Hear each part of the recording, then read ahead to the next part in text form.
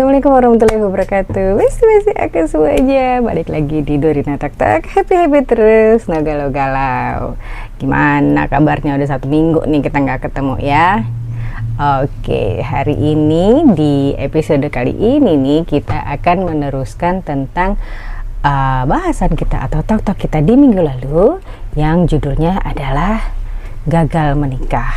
Ayo, siapa yang diantara kamu pernah mengalami hal seperti ini? Saya sih doain nggak ada yang kayak gini ya. Cuma ya kalau misalnya terjadi ya gimana dong, kita nggak bisa mengelak gitu kan. Ini juga sudah tulisan dari Tuhan. Tapi insya Allah kalau kamu mengalami seperti itu, ayo nonton video ini supaya kamu bisa move on ya. Jadi ini episode keduanya.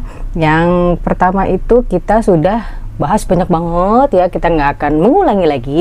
Kamu kalau mau nonton episode yang minggu lalu boleh silakan, ada di bawah video ini videonya ya. Kemarin itu kita sudah membahas tentang apa sih yang namanya gagal nikah gitu kan, terus penyebabnya apa aja, terus kalau kamu melewati itu harus ada fase-fase emosi yang harus dilewati itu apa aja, terus ada juga luka yang tidak terlihat oleh orang lain. Wah ya, itu udah 4 tuh. Sekarang kita masuk ke poin kelima ya. Nih di episode kali ini saya mau membahas lebih ke tentang apa yang harus disiapkan secara mental bila kamu mengalami peristiwa semacam ini ya. Nih saya bacain sedikit ya. Kalau sedang atau berpotensi mengalami yang namanya gagal menikah itu, ada beberapa kesiapan mental yang harus kamu lakukan gitu ya. Yang pertama adalah menerima bahwa tidak semua rencana akan berhasil pastinya ya. Kan kita juga semua tahu yang namanya manusia itu cuma bisa merencanakan.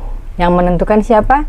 Iya, Tuhan kita sama-sama ya Allah Subhanahu wa taala gitu. Jadi kalau misalnya kamu sedang merencanakan sesuatu terus tidak berhasil, iya gimana dong ya, Tuhan sudah menetapkan seperti itu. Dan percayalah, kamu nggak boleh sedih terlalu lama, karena Allah sedang merencanakan sesuatu yang jauh lebih indah dari kamu. Itu yang harus diingat baik-baik ya. Nah terus kesiapan mental selanjutnya adalah kamu harus berani menghadapi realita ya, bukan menghindari. Hadapi aja, jangan dihindari. Buat apa dihindari, juga bikin hati kamu tidak plong gitu kan. Hadapi aja. Oke ya, ini saya pernah mengalami kegagalan, tapi saya akan tunjukkan kepada semua orang bahwa saya baik-baik saja. Nah itu baru keren. Oke.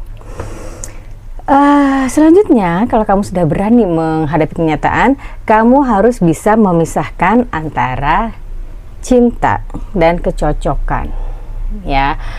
Kamu tadinya merencanakan pernikahan kan, berarti kamu dicinta tuh ya, tapi ternyata nggak jadi. Berarti ada di episode minggu lalu ini, saya nggak mau panjang lebar lagi ya. Berarti kamu menemukan sebuah ketidakcocokan antara kamu dan dia.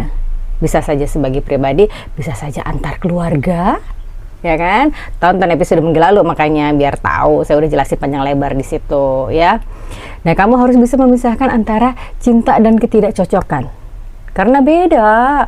Kamu cinta-cintanya, tapi kalau kamu nggak cocok sama dia, sama keluarganya, mau bilang apa kita ya kan. Selanjutnya nih, saya cepat aja ya. Selanjutnya kamu harus bisa menghentikan idealisasi pasangan. Iya, memang dia pasangan ideal, cocok sama aku, tapi kalau nggak bisa nikah berarti tidak cocok, berarti tidak ideal buat kamu ya. Karena kadang-kadang nih yang kita cintai bukan orangnya, tapi versi yang kita bayangkan tentang dia. beda banget itu ya. Dia kayak begini, tapi kita mungkin karena kebucinan gitu ya, bucin juga udah saya bahas di minggu lalu. Kamu ngelihat dia tuh sebagai princess, sebagai prince gitu ya, princess mah perempuan ya, dia adalah pangeran aku, padahal itu hanya ada di dalam otak kamu aja. Secara realita tidak seperti itu. Wow ya. Oke, setelah yang kamu harus mempersiapkan mental itu, apa selanjutnya? Kamu harus bisa mengelola dampak sosial dan lingkungan. Iya dong, karena kita kan hidup bermasyarakat ya, kita nggak hidup sendirian di dunia ini ya. Karena tekanan dari luar itu sangat besar. Kita nggak gagal nikah aja tekanannya besar, apalagi kalau ada masalah kayak begini yang agak gede kayak gini, pasti tekanannya itu akan lebih besar gitu ya. Seperti apa sih? Seperti pertanyaan dari keluarga atau tetangga. Tetangga tuh yang pasti lebih kepo tuh ya daripada keluarga kita ya. Terus ada juga tekanan dari rasa tidak enak karena sudah melibatkan banyak orang. Oh iya dong, yang namanya pernikahan kan bukan kita sendiri yang bahagia, tapi semua orang juga ikut bahagia, dan kita juga pasti melibatkan orang banyak gitu kan dalam kepanitiaan misalnya. Nah, kamu tuh pasti punya rasa tidak enak gitu karena sudah melibatkan banyak orang ternyata nggak jadi. Nah, itu yang harus kamu kelola gitu, dampak sosial dan lingkungannya ya. Selain itu juga ada mungkin kamu nggak lihat, mungkin kamu nggak dengar, tapi di luar sana tuh ada stigma gagal gitu di masyarakat. Oh, si itu tuh yang kemarin gagal kawin. Kesel banget kalau dengar kayak gitu kan. Terus ngadepinnya gimana? Nih, saya kasih tahu ya. Kamu harus paham bahwa tidak semua orang itu berhak tahu detail cerita. Jadi kamu nggak usah membuang-buang waktu, nggak usah membuang-buang energi untuk menceritakan masalah kamu ke semua orang satu persatu. Nggak usah, ngapain? Ya, nggak semua orang butuh itu. Kita juga nggak buang-buang energi banget gitu. Untuk orang-orang yang tertentu aja yang menurut kita penting harus tahu, ya udah kita kasih tahu. Kalau menurut kita dia nggak perlu tahu apa yang terjadi, ya udah nggak usah dikasih tahu ya.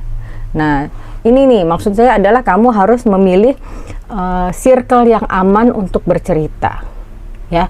Jangan semua orang kamu ceritain terus ternyata circle itu tidak aman dan cerita kamu menyebar kemana-mana. Kalau ceritanya bener sih nggak apa-apa, tapi kalau ceritanya dipelintir-pelintir, digoreng-goreng sana kemari ya, yang harusnya begini jadi begitu cerita sebenarnya, nah itu yang nggak bisa banget ya kan.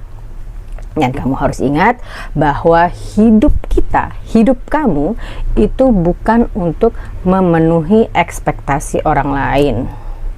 Hidup kamu itu adalah untuk kamu sendiri ya, bukan untuk memenuhi ekspektasi orang lain. Kalau hidup untuk memenuhi ekspektasi orang lain itu bagaimana ya? Capek banget pastinya. Nih ya, saya bacain poin selanjutnya adalah gagal nikah juga punya dampak secara materi. Pasti uang yang udah keluar ya kan, DP pasti kan sudah banyak tuh keluar kan, DP buat gedung, DP buat vendor, atau kalau kamu pakai WO segala macam, makanan, catering ya kan, itu pasti sudah keluar itu ya.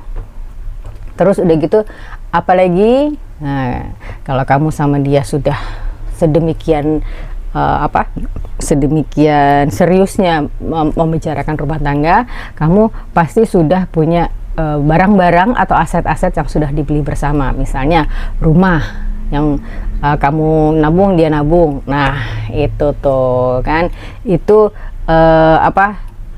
harus harus di-clearkan bener-bener, harus dibalikin, duit dia berapa, duit kamu berapa, harus dipisahin lagi ya gitu. Terus udah gitu urusan administratif yang perlu dibatalkan, iyalah kamu harus balik lagi ke KUA bilang saya nggak jadi gitu. Nah itu adalah soal finansial dan soal teknis yang harus kamu hadapi ya, kamu harus siap juga untuk itu.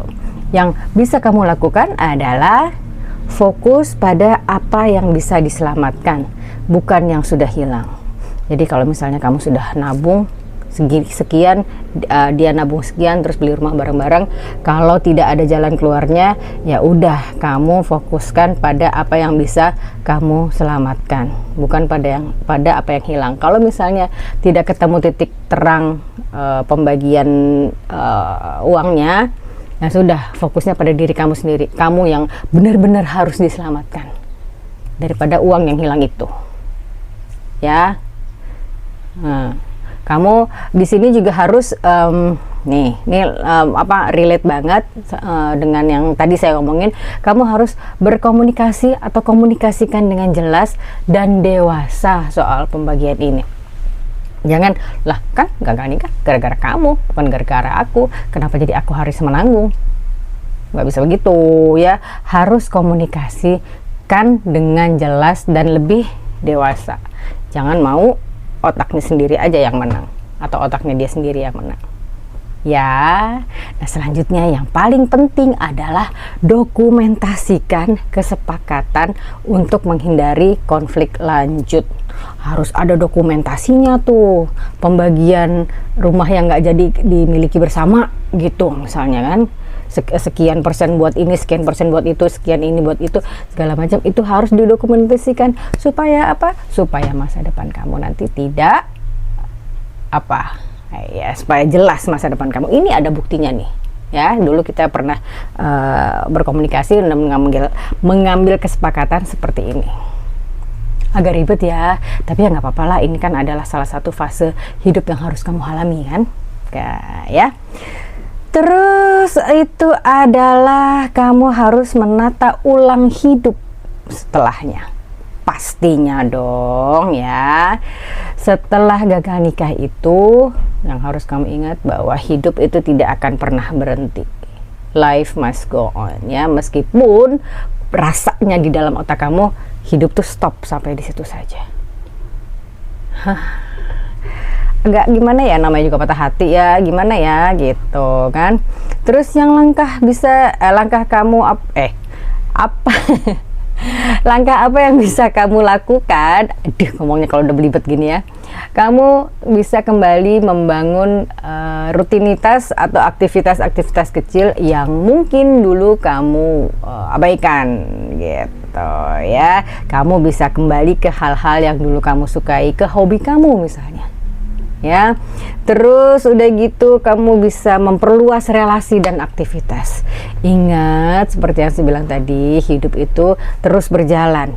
Hidup itu tidak berhenti hanya di masalah kamu saja. Ya, yang perlu kamu ingat bahwa yang punya masalah itu bukan cuma kamu doang. Semua orang di luar itu juga punya masalah. Ya, dan mereka menghadapinya masing-masing dengan dirinya sendiri. Kamu juga harus bisa begitu.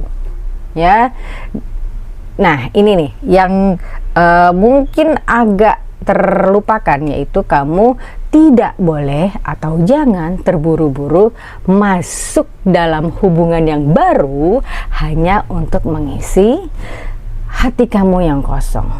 Itu namanya pelarian ya, dan itu pastinya percayalah itu tidak akan maksimal biar bagaimanapun juga ya.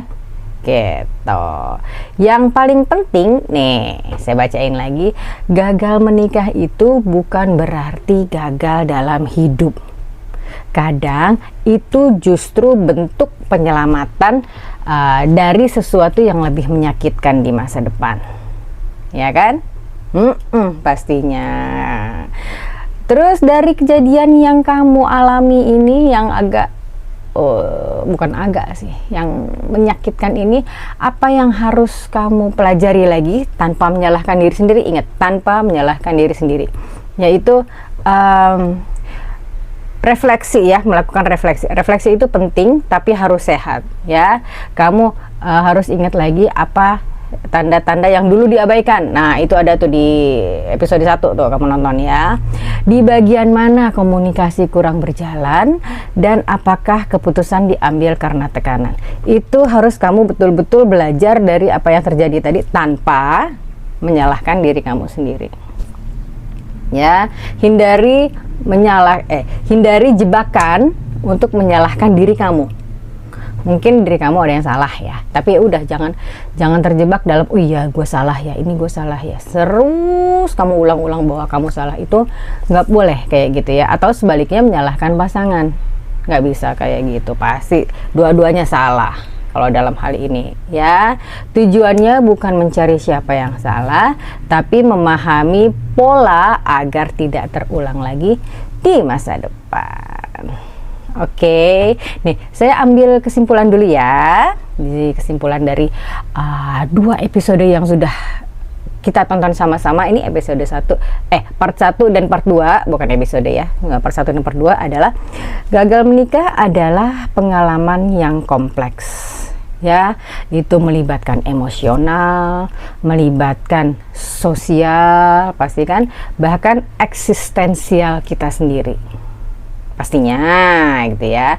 Tapi di balik rasa sakitnya, ingat-ingat, kamu masih punya ruang untuk tumbuh, untuk mengenal diri kamu lebih dalam, dan membangun hidup yang lebih jujur. Jadi kalau di sebelumnya kamu ada sesuatu yang kamu nggak bisa keluarin di depan dia, berarti nextnya dalam hubungan yang akan datang kamu harus lebih jujur dan terbuka sama si calon pasangan ini nanti ya. Tidak semua hubungan yang berakhir adalah kegagalan. Tuh ingat, tidak semua hubungan yang berakhir adalah kegagalan ya. Terkadang itu adalah keputusan paling berani yang bisa kita ambil. Kalau gitu saya ucapkan dulu selamat karena kamu telah berani mengambil keputusan untuk mengakhiri hubungan yang lalu itu ya. Sekarang kamu harus siap untuk menghadapi hubungan kamu di masa depan. Baiklah, semuanya sudah selesai. Saya sudah bawakan semua skrip, sudah selesai. Terima kasih atas perhatian besti-besti aku semua. Jangan lupa seperti biasa tadi di awal video ada di garis sini nih, ada gambar di sini dan ada tulisannya di sini. Itu bisa kamu beli loh ya. Ada linknya di deskripsi kalau mau langsung check out. Tapi kalau mau diskon 10%, 20%, boleh chat aja sama saya. Linknya juga ada di deskripsi ya. Nanti juga akan ketemu sama saya dan langsung saya jawab maksudnya ya. Atau kamu masih punya unek-unek di dalam hati, ganjelan, masih nggak enak gitu, boleh cerita aja ke Nurina Talkline, Nurina Talk Hotline.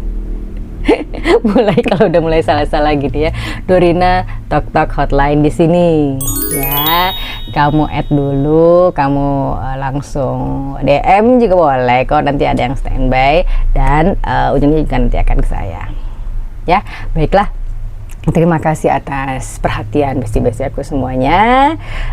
Kita ketemu minggu depan ya. Mudah-mudahan sharing saya yang tidak seberapa ini bisa menginspirasi, bisa mencerahkan, dan bisa menyegarkan pikiran kamu lagi ya. Bisa membuat kamu lebih cepat move on lagi maksudnya.